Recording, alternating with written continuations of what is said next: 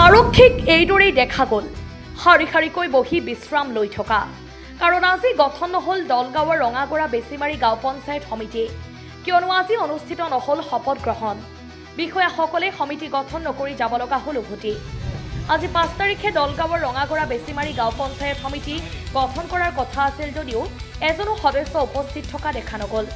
দলগাঁৱৰ চক্ৰ বিষয়া মানস বৰাৰ সৈতে ৰঙাগৰা বেছিমাৰী পঞ্চায়তৰ সচিব হাৰুণ ৰছিদ আৰু আৰক্ষী সময়মতে উপস্থিত আছিল দিনৰ 11 বজাত শিলবৰী গাঁও পঞ্চায়তত সদস্যসকল উপস্থিত থকাৰ সময় আছিল যদিও দিনৰ 12 বজালৈকে এজনো সদস্য উপস্থিত নথকাৰ বাবে উক্ত পঞ্চায়তৰ সমিতি গঠন প্ৰক্ৰিয়া আজিৰ তাৰিখত বাতিল কৰা হৈছে বুলি জানিবলৈ দিয়ে যিহেতু ৰঙাগৰা বেছিমাৰী গাঁও পঞ্চায়ত নতুনকৈ গঠন কৰা হৈছে তাৰ বাবে স্থায়ী কাৰ্যালয় নথকাৰ বাবে শিলবৰী গাঁও পঞ্চায়তত গঠন কৰাৰ কথা আছিল চাওক 12 বজাৰ পিছত সকলো বিষয়াই সেই স্থান পৰিত্যাগ কৰাৰ দৃশ্য কি কাৰণত সদস্যসকল উপস্থিত নাথাকিল সেয়া এতিয়ালৈকে স্পষ্ট হোৱা নাই যদিও পৰৱৰ্তী সময়ত উদ্ঘাটন হ'ব পাৰে এই ক্ষেত্ৰত সচিবগৰাকীয়ে কি কয় মন্তব্য আছে নিউজ ডেস্ক ৰিপৰ্ট পি সংবাদ মানে আজি ৰঙাগৰা বেছিমাৰী গাঁও পঞ্চায়তৰ শপত গ্ৰহণৰ ডেট আছিলে শিলবৰী গাঁও পঞ্চায়ত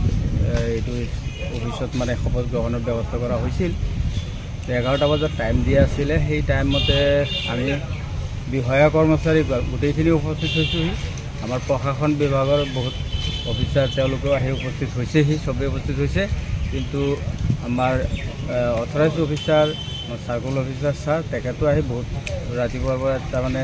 11টা বজাতে আহি বহি আছে কোনো মানুহৰ যোগাযোগ নাই কোনো মেম্বাৰৰ যোগাযোগ নাই কোনো এজন মেম্বাৰো তাৰমানে 12টা বজালৈকে উপস্থিত হোৱা নাই নোহোৱাৰ কাৰণে আজি সভাখন ছাৰে স্থগিত কৰি ৰাখিছে এতিয়া পঞ্চায়ত গঠনটো আচলতে এই কেতিয়া হ'বলৈ এইটো এতিয়া আমি ক'ব নোৱাৰোঁ এইটো কথা কি কাৰণ বুলি ভাবে আপুনি আজি কাৰণটো মই গম নাপাওঁ আৰু আমি গম নাপাওঁ কোনো উপস্থিত হোৱা নাই কোনো এজন মেম্বাৰ উপস্থিত হোৱা নাই আপোনালোকক জনাইছে নেকি আজি তেওঁলোকে নাহে বুলি নাই